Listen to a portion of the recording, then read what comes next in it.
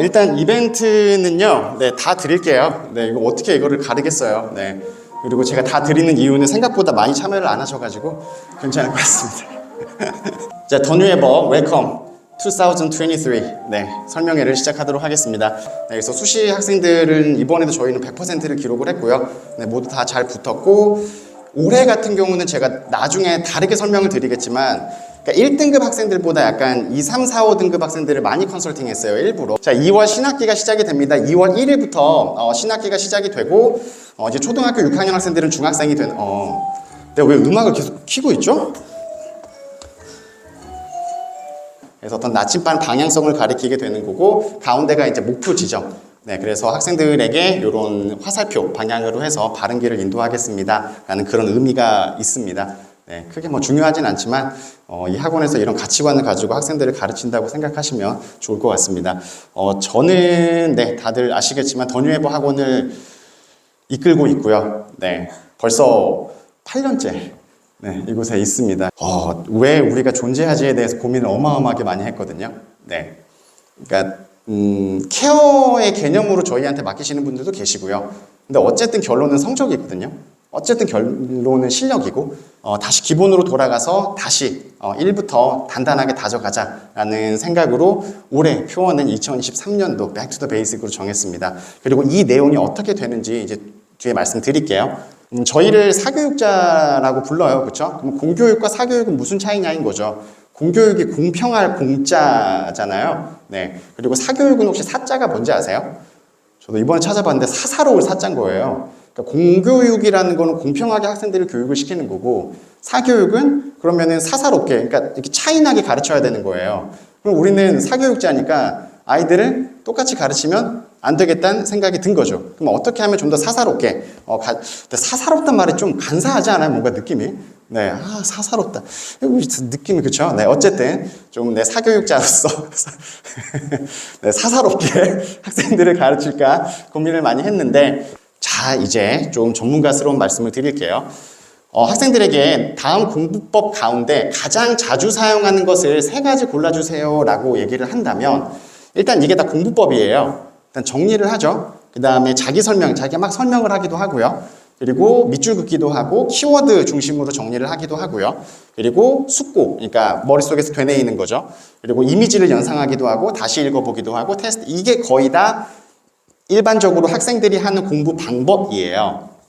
자, 그러면 요렇게 공부를 하는 건데 너는 어떤 식으로 공부를 해? 라고 물어보는 거죠. 근데 이 중에서 순위를 정하자면은 요 순위예요. 그래서 더 뉴 에버는 교육 전문가 집단으로서 발돋움하려고 노력하고 있습니다. 자, 그래서 고민을 많이 했습니다. 학년별로 고민을 많이 했고요. 초등학교, 중학교, 고등학교 오늘 다 오셔서 뭔가 원포인트 레슨 개념으로 말씀드릴게요. 초등학교 부모님들이 오실 때 항상 여쭤보시는 게 요 경계를 못 잡으시는 것 같아요. 그러니까 생활 영어를 학생들한테 가져갈 거냐, 아니면 시험 영어를 가져갈 거냐에 대한 이 저울질이 되게 힘들거든요. 더 디테일한 건 뒤에 말씀드릴게요. 자, 중학생들 같은 경우는 원포인트 레슨으로 착각의 정도가 굉장히 큽니다. 그럼 어떤 착각일까요? 본인이 공부를 잘한다는 착각. 두 번째, 본인이 공부를 많이 하고 있다는 착각. 왜? 90점이 넘었으니까. 고등학교 때 어떻게 진행하는지에 대해 말씀을 드릴 테니까, 그럼 지금 내 아이가 중학교 수준에서 많이 하고 있는 게 맞는지, 이 정도 양이 괜찮은 건지 좀 평가를 하실 수 있으실 겁니다. 그리고 두 번째로는 목표가 없어요. 너무 당연한 말인데 이제는 조금 목표가 생겨야 될 시기가 된 것 같아요. 자, 어쨌든 평가시험에 대해서 조금 더 학생들에게 디테일하게 말씀을 드리려고 합니다. 고등학교는 왜 안 되지? 라는 생각을 되게 많이 해요. 왜 안 될까요? 초등학교에서 중학교로 넘어가는 공부 격차는 그렇게 많지 않습니다. 그죠? 중학교에서 고등학교로 넘어가는 격차가 어마어마하게 많습니다. 제가 공조 수업을 할 때 학생들에게 처음 하는 말입니다. 그래서 다 같이 한번 읽어보자 막 이러거든요. 네. 그래서 오늘의 고통은 내가 과거에 잘못 보낸 시간의 복수다. 네. 그래서 네가 고등학교 때 성적이 안 나오는 거는 미안한데 중학교 때 안 해서야. 고등학교 때 열심히 해도 미안해. 한계는 있을 거야. 고등학교 다시 가면은 목표를 재설정해야 돼요. 목표를 재설정한다는 게 무슨 말이냐면은 만족도를 낮출 건지, 내가 열심히 할 건지, 학교를 낮출 건지, 학교를 높일 건지, 과를 바꿀 건지가 재설정이라는 거예요. 고등학교는 약간 전략적이어야 돼요. 내가 그 전략에 따라서 어떻게 되느냐 안 되느냐가 다르거든요. 네. 그래서 내게 맞는 전략, 그래서 입시팀 저희 지원 선생님이 많이 도움을 주실 거라 자신합니다. 자, 이제 교육의 흐름, 이제 색깔 바뀐 거 보이세요? 이렇게 색깔이 바뀌면 좀 뭔가 다른 주제구나 라고 생각을 하시면 됩니다. 제가 어제 새벽 3시까지 준비했습니다. 네, 이번 2023년도 수시 경쟁률 1등 학교가 어디일 것 같으세요? 중앙대학교요, 중앙대학교. 네, 중앙대학교가 제일 높고요. 29대 1. 어마어마하죠? 인지도라는 것과 학교 레벨은 좀 달라요. 한양대랑 서강대가 붙었어요. 문과 학생이에요. 그럼 당연히 어디 가야 돼요? 한양대랑 서강대를 붙었어요. 문과 학생이에요. 당연히 어디 가요? 당연히 서강대를 가야 되거든요. 근데 학생들은 한양대를 얘기해요. 이유는 한양대 인지도가 엄청나게 높아진 거예요. 그래서 이제 컨설팅을 할 때 그냥 학생들의 의견이랑 되게 다른 것 중에 이유 중에 하나가 애들은 트렌드를 봐요. 그래서 그런 것들도 좀 아시면 좋을 것 같습니다. 자, 이런 변화가 있는데 좀 간단하게 정리를 해드릴게요. 뭐 다 아실 필요는 제가 봤을 때 전혀 없고요. 똑같이 좀 비슷한 맥락으로 고민을 하고 계시는 것 같아요.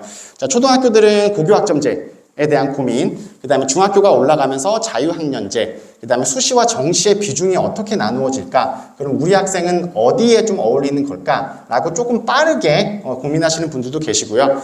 그리고 이제 고등학교 올라가게 되면은 학교랑 학과에 대한 고민을 이제 직접 하시게 되죠. 그리고 이제 성적, 이제 등급에 대한 고민을 좀 많이 하시게 되고, 그 다음에 과목 선택을 어떻게 하면 좋을까? 진로 선택은 어떻게 하면 좋을까? 이런 과목 선택에 대해서 고민을 많이 하십니다. 그래서 이 중에서 조금 아시면 좋을 것들만 제가 좀 뽑아서 정리를 했으니까, 자, 자유학년제는 빨리 넘어갈게요. 자, 고교학점제부터가 이제 좀 궁금하신 부분들이신데, 지금 선택과목제라는 걸 진행하고 있죠. 그죠? 고등학교 때는 가서 공통 수업을 듣고, 그 다음에 일반 선택과 진로 선택으로 나뉘어서 선택을 하죠.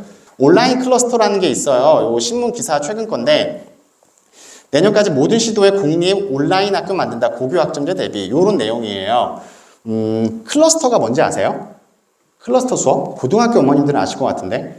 그러니까 우리 학교에 이 과목이 없어요. 그러면 다른 학교로 가서 동시 수업 듣는 거예요. 이걸 클러스터 수업이라고 하거든요. 이해되시죠? 그래서 공립 온라인 학교 시범 운영 개요를 이렇게 진행을 하고 있으니 네. 대구가 진짜 빠른 것 같아요. 정책이 들어가는 속도가. 그래서 대비는 하되 일단 우리는 성적 중심으로 공부를 하고 있으면 좋을 것 같습니다. IB 교육이라고 혹시 들어본 분 계세요? IB 교육? 네, 과자 아니고요. 네, 웃으신 분들. 네. 자, IB 교육이라고 인터내셔널 바칼로레아라는 그 약자예요. 처음에는 기억나시죠? 뭔가 전문가를 원했어요. 예전 우리 때는 그래서 막 변호사 이런 것도 인기가 되게 많았고요. 뭔가 전문 인력이 되게 인기가 좋았어요. 근데 언젠가부터 글로벌이란 단어가 되게 많이 나오기 시작했거든요. 글로벌 경영학과, 글경 막 이러잖아요. 그러면서 뭔가 해외로 나가는 영어가 갑자기 막 뜨면서 글로벌이란 단어가 되게 많이 생기기 시작했어요. 그런데 한 3, 4년 전부터 갑자기 융합형 인재라는 거를 되게 강조하고 있거든요. 그래서 지금 학과들 이름 보시면은 어떤 융합학과, 융합 무슨 과 되게 많아요. 그럼 이 다음 트렌드는 어떻게 될지는 모르겠지만 어쨌든 대학교가 원하는 학생들의 인재 방향은 기업과 크게 차이는 없다라고 생각을 하시면 됩니다. 자, 2024년도 색깔 바뀌었죠. 그러면 입시 혹은 또 교육, 그 다음에 영어 교육에 대해서 간단하게 말씀드리겠습니다.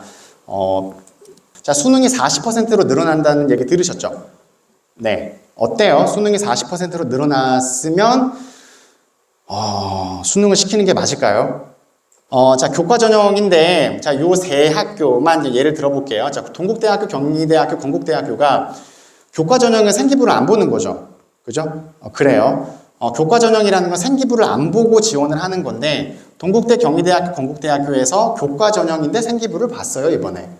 막 이런 식으로 이제 고등학교 올라가시게 되면은 학과가 나누어져요. 이거는 그 고교학점제 진행되고 나서, 그러니까 지금 중학교 1학년 애들이 되는 거라서 고교학점제보다 더 이전이거든요. 보시면은 원래는 공통과목과 일반 선택과 진로 선택에서 끝났었어요.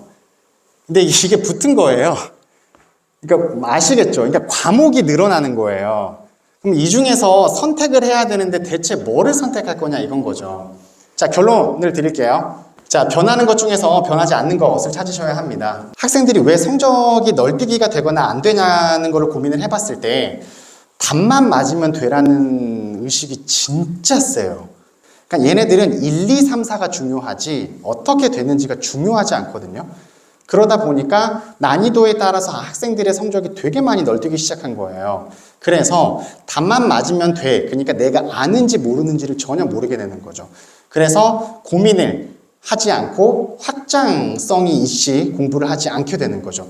만약에 단어 같은 경우도 외울 때 어떤 학생들은 A라는 단어를 외우면 A 단어의 뭐 반대어도 외우고 유의어도 외우고 문장도 보고 이러거든요. 근데 대부분의 학생들은 다다다다다다 이렇게 외우는 거예요. 네, 그래서 확장성이 없기 때문에 어떤 지식적인 게 오래가지 않습니다. 그래서 뭐가 문제일까? 라는 걸 또 고민을 많이 해봤습니다. 그럼 진짜 우리가 잘못하고 있을까? 우린 사사로운 기업인데 네.